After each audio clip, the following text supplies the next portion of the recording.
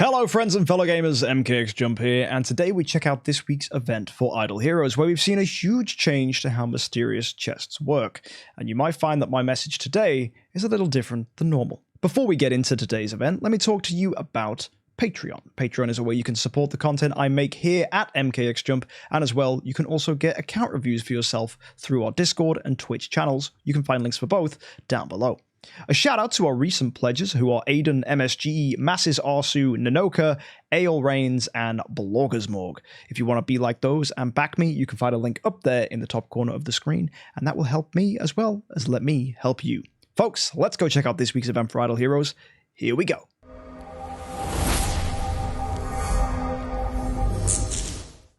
So this week is Sky Labyrinth, and that means we get 15 pickaxes every day to help us on our Sky Labyrinth journey. Be sure to buy them, and you also get a super wishing coin, which you can use to get yourself something spicy from the wishing fountain, if you wish. Oh look, a Unimax, a hero who has surprised me recently, but isn't very good for most accounts.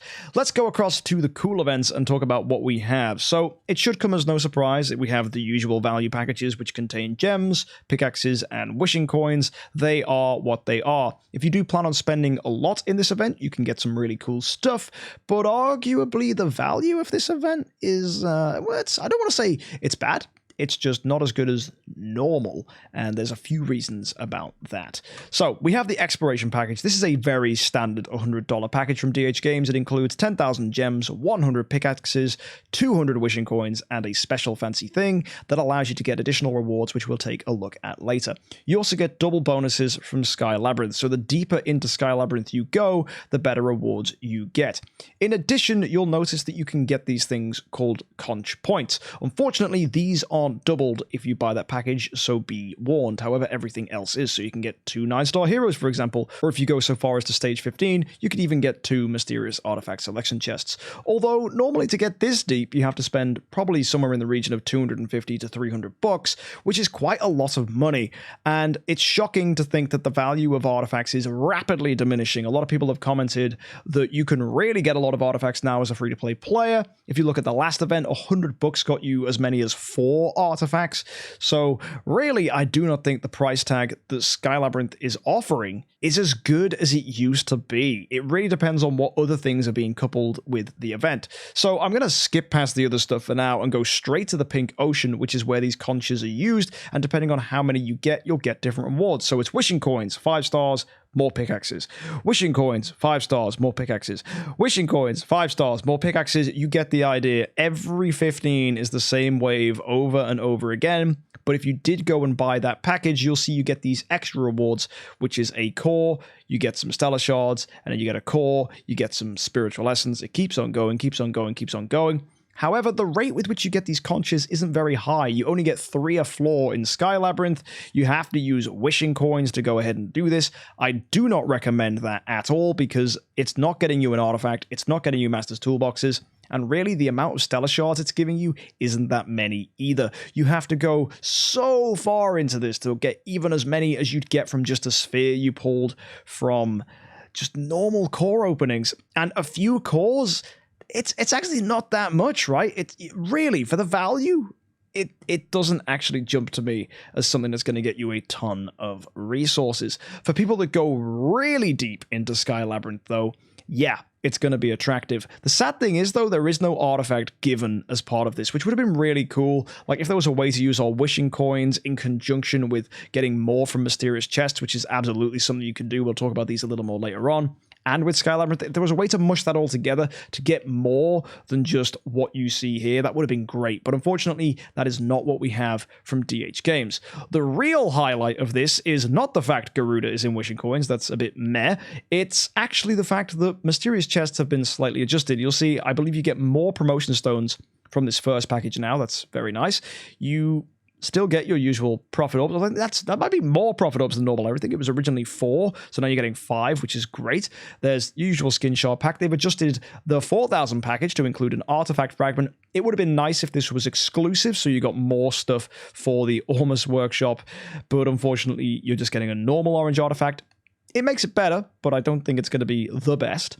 The 8,000 one is still the usual thing, which is giving you guild coins, the 5-star glory epic chest, which is fantastic if you need it, and of course there are glorious relics. These things together are great for new players that need to get things like carry copies, Drake copies, guild coins for their guild tech, and glorious relics are always good because you can eventually cash them in for artifacts, although unfortunately Melodic Strings is still not in here. Come on, DH Games, what are you doing?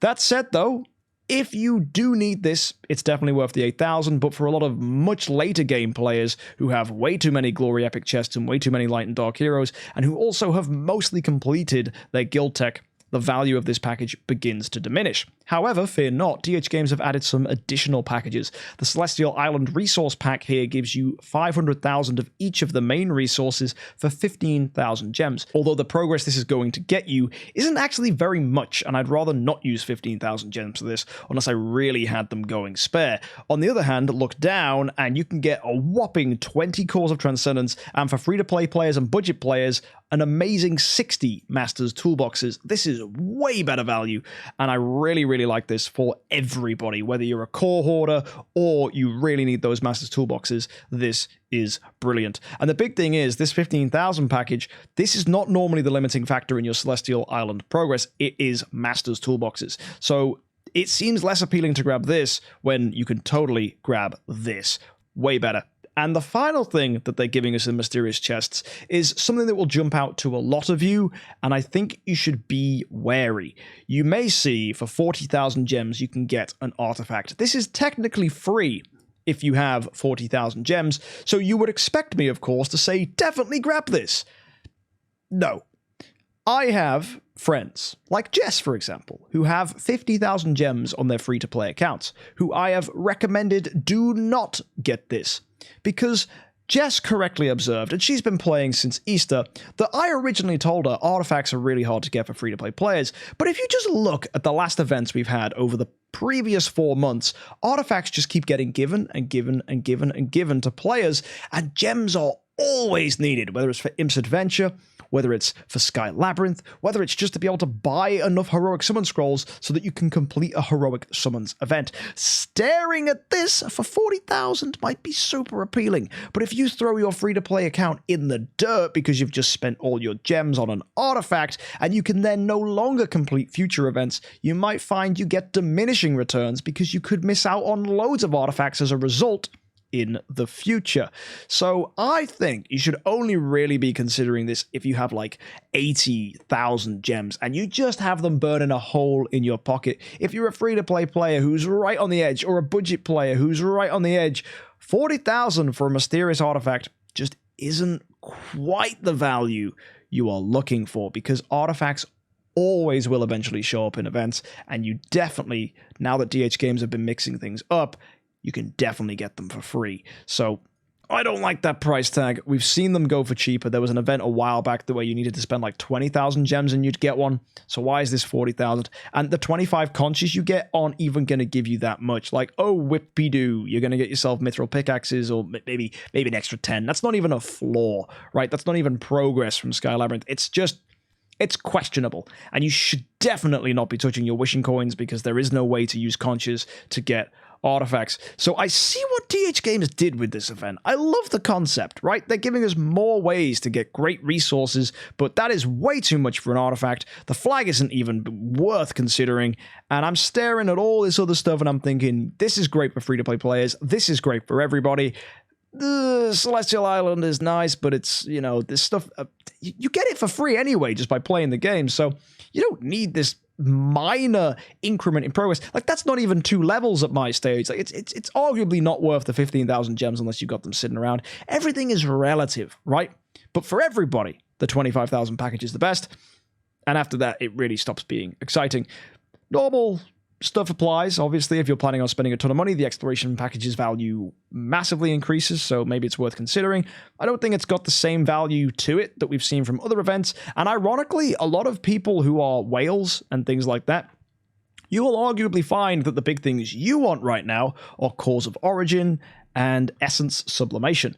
You can't really get those things. You've got the spiritual essence from this, sure, but you need sublimation stuff and cores to really get the most out of your teams, and you are not getting that from this event either, which is big sad. However, take a look at next week's event. The Undersea Adventure is definitely going to be giving those things if it's anything like the last Undersea Adventure we saw, and hopefully everybody learned from all their mistakes last time, and we see some pretty good things coming through. We've got a new hero coming out who's a brand new shadow hero. About time we got one of those. Is it going to be good? Well, that remains to be seen. We'll be taking a look at them next week, so be sure to hit the subscribe button to catch that.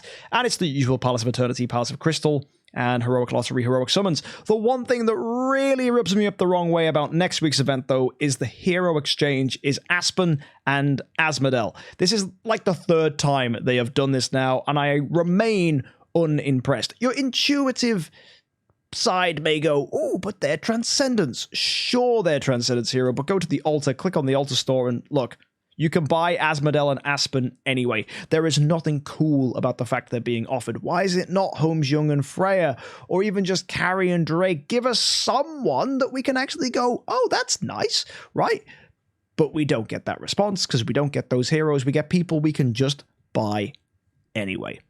You could argue, but what if I've already bought them? There's a refresh button down there. Like, come on, if you needed these, you'd have already got them. And it's a flipping Asmodel. Asmodel is so easy to get. He's not an elite hero. Aspen, on the other hand, bleh, like, you'll pick up Aspen copies. It's fine. So I'm not at all impressed with next week's event, unless it turns out to be nuts. Like, the Undersea Adventure could totally be crazy. It's very possible. But it remains to be seen. Also, do you have the scrolls for it? I don't know. Maybe you do. Maybe you don't. That's your own personal circumstance. Maybe you're still dry from Anniversary. It's very possible. And also be warned, we have Halloween coming up. We have Black Friday coming up. We have Christmas coming up. We have Chinese New Year coming up. It is August, and holiday season is rapidly approaching. It's 2 months until October, and then it gets worse and worse and worse and worse. So, yeah, you might find scrolls are going to be stretched thin in future months.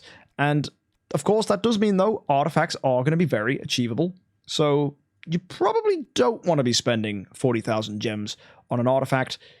And if you have 40,000 gems, well, quite frankly, I'm impressed. Or you're a spender, in which case you can just buy more and get more gems, so it doesn't matter. But I'm thinking exclusively for free-to-play and budget players.